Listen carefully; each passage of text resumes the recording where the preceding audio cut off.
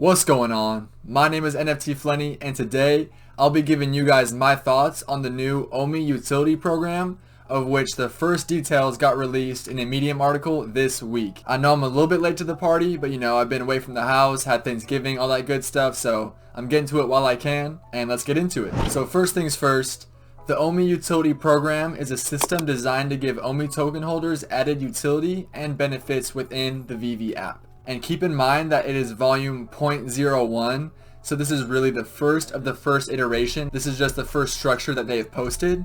But with that being said, do not be afraid to give the Veve team, the Ecomi team, your feedback and your thoughts, because they are very receptive. And on the Medium article, which the details are in, they actually have a feedback form. So I'll put a link to that. So if you have any ideas, shoot it their way. So some of you, especially if you're on the newer side, you may be wondering, how is the OMI cryptocurrency token, how is that related to this Veve app? And the answer to that is that OMI is a cryptocurrency that runs in the background of the Veve app, and it powers the app and its transactions. Although powering the Veve app in the background is currently the only utility for the OMI token, besides just being a speculative investment, there is tons more utility on the way.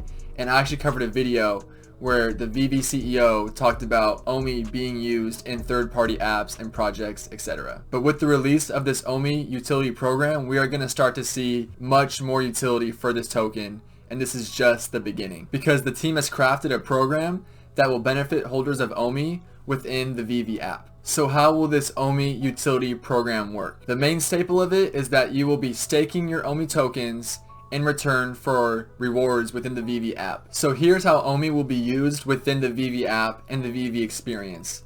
So we'll be seeing a staking program, secondary market trading with OMI, an OMI drop raffle, premium market listings, and accessory purchases. And I'll go more in depth on all these a bit later. So like it says in the article, this will be a great way to get more people into the OMI token, whether that be people that are already using the Veve app but have no experience or interest in cryptocurrency. If they see this program, that might pique their interest, and it might even be their first introduction into cryptocurrency in general. On the flip side, cryptocurrency enthusiasts who are researching up and coming projects, good buys, as they're doing research, they might stumble across the OMI token, dig into what that does, and through their research into the OMI token, they can stumble across the Veve app. That's actually how I found about the Veve app. I was researching NFT projects, NFT tokens. I found Ecomi. That led me to go to the website, and now I'm all in on Veve. I've been on Veve since March, so I could see a lot of people stumbling on the Veve app that way. Overall, this will just be great exposure for the OMI token and give people more reasons and uses to hold it. So whatever OMI you stake on the app will take that OMI out of circulation, which in theory should increase the price because there is less circulating supply. And you can stake your OMI in up to 3 different tiers with progressing rewards. So I'll be putting up the tiers on the screen, and I'll just be briefly talking about my biggest takeaways. So from tier 1, I really only see the percent bonus points being the most worthwhile thing. I think if you go out to buy OMI specifically to get into the tier 1 ranking in the Veve app, how it is now and based off what I know now, I would not say that would be a worthwhile investment if you're only going for the rewards. Holding OMI on its own is completely different. I think that is a great investment, not financial advice, never financial advice. For tier 1, the rewards don't seem that cool or that great or that worthwhile if you don't already have OMI lying around. As for tier 2, we start to see a little bit more action. I think the additional percent bonus is great. And I also think that access to the OMI drop raffle and access to the secondary market, trading with OMI in the secondary market, I think those two are the most worthwhile and most important features that come within this tier. And I'm going to hold off on commenting on burning NFTs for points because I'd rather be holding something worth monetary value over points, which are in a sense kind of monopoly money.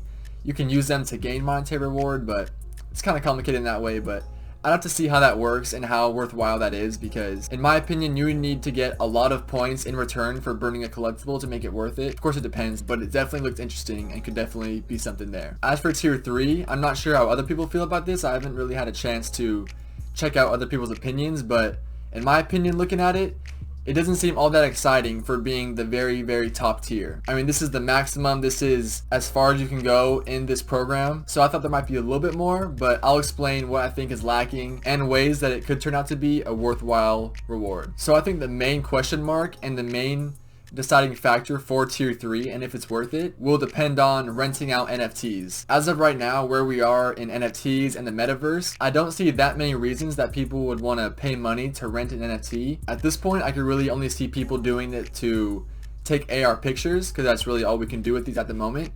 But I don't see people paying money to take a few AR pictures. Now, I could be wrong about this, and people could be wanting to rent out, especially the blue chip ones, but until we see the metaverse, until we see more utility and more widespread adoption of NFTs, I don't see a realistic scenario where you're able to rent out that many collectibles or that often to where you're actually making significant passive income. But if these developments come out and if they're worthwhile and people want to be renting them, then this tier is definitely worth it, because like I just mentioned, these have the potential for passive income. And say you get a free pass into Disneyland if you have the Walt and Mickey statue NFT, then of course people would pay money to rent out an NFT, especially if it's worth less than a day pass for Disneyland. So something like that, this could be huge.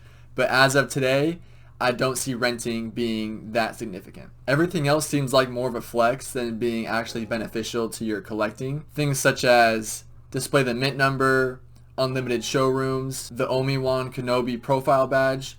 All those things are just appearance and cosmetic, but I am curious what expanded AR features is and what that would entail. So there are a few more question marks for this tier. So in order to reach these tiers, you'll have to stake a certain amount of OMI in dollar value, along with a staking period, which you'll have to wait with your OMI staked before you can reach that tier, or you can fast track and pay an upfront amount and reach that tier immediately.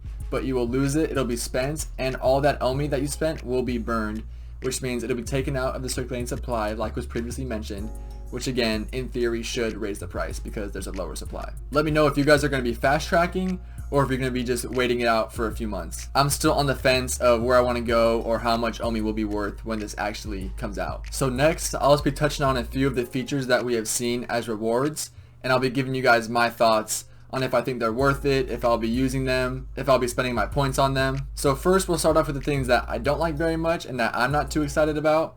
Not that they're not cool, I just won't be chomping at the bit trying to get these things. And that first thing is accessories. I mean, I respect everybody who wants to trick out their showroom, trick out their collectibles, trick out the Veveverse, all that good stuff, but personally, that's not part of my goals. That's not something that I'll be doing. You will not catch me spending my points on some accessory, some kind of backpack. I don't know what it would be, but there are too many opportunities. There is too much money to be made in the Veve app, in my opinion, to be spending it on things other than things that provide monetary value. That might sound a little heartless or passionless, but that's just my goals and that's what I want to get out of this. And there are already so few points and the competition is already so tough that spending my points on accessories as opposed to maybe a drop raffle or something like that, which I'll mention, it doesn't seem that wise to me and it's not how I want to spend my points. Another way that I will likely not be spending my points is through the premium market listings, and here's why.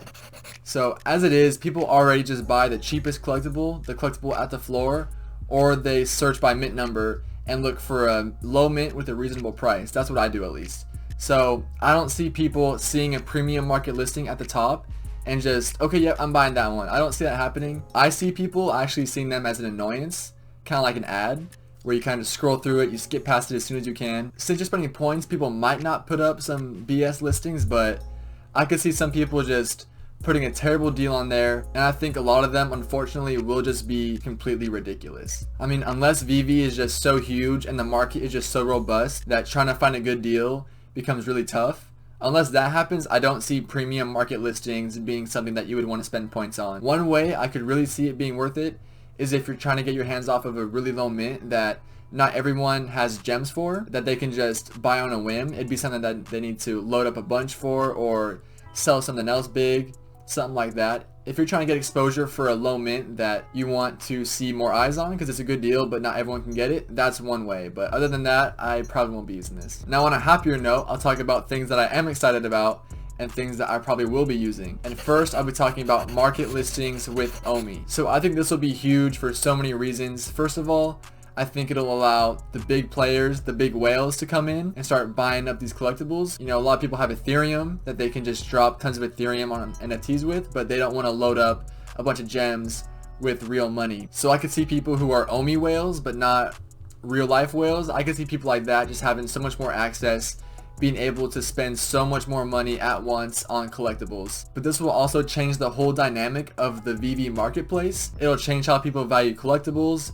It'll change how people value gems. It'll change how people value OMI. Because you could buy something for just say 1,000 OMI, and then the price of that 10x is you really paid 10 times more for that collectible than you would have if you were paying with gems. So would you rather have that OMI or would you rather have that collectible? In some cases, you could be one or the other. As a whole, I see OMI having more potential than most collectibles, not all, but most, as of where the price is now. For it to 10x, it needs to go to like 5 or 6 cents. So with everything going for OMI and with how new it is, with all the exchanges coming up, the move to Ethereum, again, not financial advice, but I see OMI 10xing a lot more likely than most collectibles 10xing, not counting from the drop price, of course, because we see that a few times a week already as it is. So I am really looking forward to having the option to sell my collectibles for OMI, because that could be a great way to stack up on more and just grow my wealth, grow my value of my portfolio. And I will likely not be buying collectibles in OMI unless it's just a steal and someone doesn't really know what they're doing and I happen to have enough. And the other thing that I'm very excited about from this new program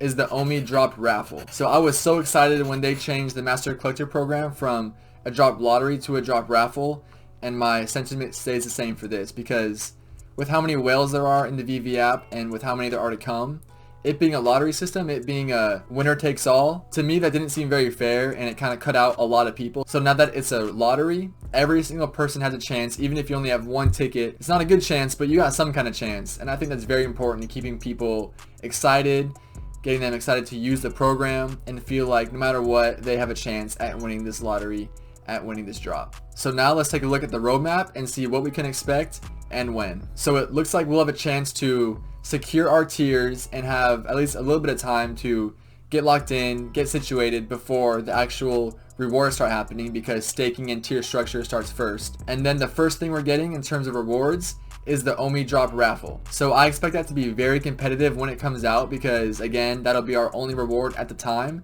That will be the only thing to spend your points on. So I see people just blowing a bag on these OMI drop raffles. And unless it's a very, very hyped drop that I think will be worth a lot, I probably will be holding off just to let people get it out of their system, let people spend their points, and I can hang back and wait for my right time and wait until there are more ways to spend your points and when they will be being dispersed across a variety of different things and not everyone all funneling in, bottlenecking into the drop raffle. Phase 3, which is the next thing after the OMI drop raffle, I already touched on that. I think it'll change the market dynamics a lot, and I think it'll bring in whales, tons of market activity. As for phase 4, I'm really chilling on all these. I'm in no rush to get these. I already mentioned accessories and premium market listings. You guys already know how I feel about those. Then renting collectibles, I also touched on that. Kind of at the moment, I don't see it being that worthwhile, but down the line I could see it, or I could be surprised. Maybe as soon as it comes out without a metaverse or anything like that, it could be useful, but holding out judgment. But here's the roadmap. Here's what we can expect. We don't have a great timeline just yet, but we know the order of when things will come out,